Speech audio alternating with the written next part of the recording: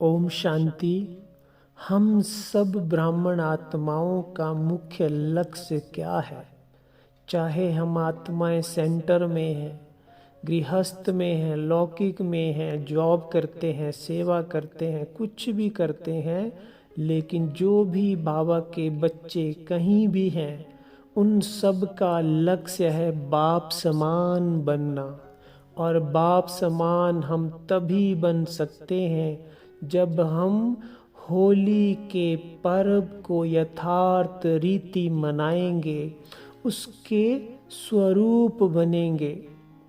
तो अगर बाप समान सहज बनना है, बड़े जल्दी बनना है, समय से पूर्व बनना है, तो होली शब्द के महत्व को जानकर उसे अपने जीवन में अपना लो।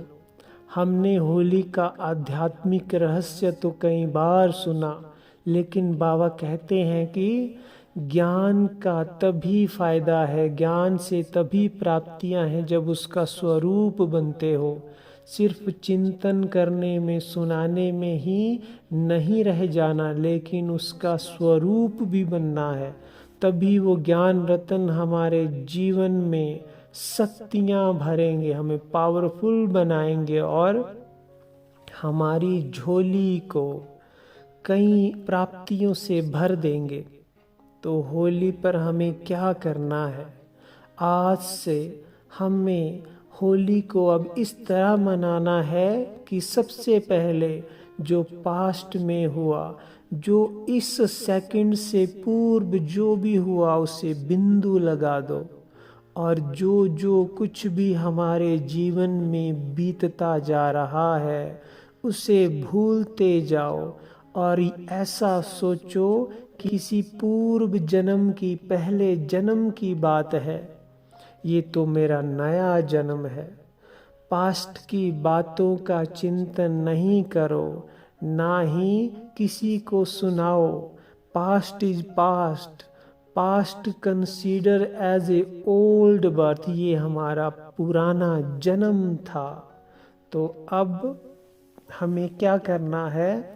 पास्ट को बुद्धि से भूल जाना है। जैसे कुछ ब्लैक बोर्ड पर लिखा होता है और अगर हम उसे डस्टर से मिटा देते हैं तो फिर वो बिल्कुल खाली हो जाता है। तो ऐसे ही पास्ट की बातों को भूलते चलो और कभी भी उसे अपने चिंतन में नहीं लाओ। और ऐसा सोचो बीती हुई बातों को कि ये तो पूर्व जन्म की बात है, किसी पहले जन्म की बात है, उसका अब इस जन्म से कोई भी ताल्लुक नहीं है। ये हमारे जीवन में बहुत बहुत बड़ा परिवर्तन लाएगा। हमारी आधी से ज़्यादा शक्ति को सेव कर देगा, व्यर्थ से, नेगेटिव से हमें संपूर्ण मुक्त कर देगा। क्योंकि मनुष्य का जीवन सबसे ज़्यादा पास्ट के चिंतन में जाता है और ये पास्ट के कुछ ऐसे अनुभव जो हमारे स्मृति को व्यर्थ करते हैं, नेगेटिव बनाते हैं। तो इसलिए मन की ऊर्जा को बचाने के लिए अब हमें पास्ट को अब भूल जाना है। उसके बाद बाबा ने कहा, होली अर्थात मैं बाबा की होली, सब कुछ बाबा को अर्पण कर दो, मेरे को तेरे में बदल दो। कोई भी बात आए, कोई भी आपके पास वस्तु है, ये शरीर, ये तन, ये मन, ये धन, कोई परिस्थिति, सब कुछ बाबा को अर्पण कर दो। मेरा मानना, मेरा कहना माना भारी होना और बाबा को दिल से अर्पण करके उसे भूल जाना कि ये तो बाबा का है, बाबा जाने, अर्थात हल्के हो जाना और फरिश्ता बनकर उड़ जाना। तो हमें सब कुछ तेरा कर देना है। जो भी आँखों से दिखता है, जहाँ जहाँ भी मेरापन है, मैंपन है, अब वो बाबा का है।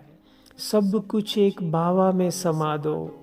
ये बाबा का है, ये बाबा ने दिया है, मैं तो निमित्त मात्र हूँ, ट्रस्टी हूँ।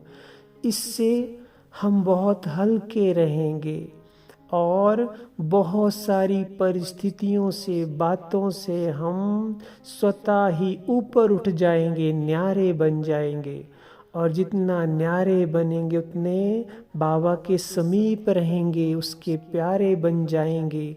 और जो बाबा के प्यारे बनते हैं वो विश्व के भी प्यारे और पूजनीय बन जाते हैं। तो इन दो बातों को इस होली के पर्व पर पक्का कर दो। पास्ट को कभी भी चिंतन में नहीं लाओ, जो बीता सो बीता, उसे भूल जाओ, उसे नहीं सोचो, उसका वर्णन नहीं करो। सोचो ये किसी पूर्व जन्म की बात है और सब कुछ बाबा को अर्पण कर दो, सब कुछ तेरा। और मेरा तो एक शिव बाबा, मेरे को एक बाबा में समा दो। मेरा कहना है, मेरा मानना है तो एक बाबा, बाकी सब कुछ उसका। ये दो परिवर्तन जब जीवन में आएंगे तो हम बाप समान बनने लगेंगे, तीव्र पुरुषार्थी बन जाएंगे। हमारा जीवन बहुत अलौकिक, दिव्य और बाप समान बन जाएगा और हम बहुत जल्दी अपने लक्ष्य को, बाप समान बनने के लक्ष्य को प्राप्त कर लेंगे। ओम शांति।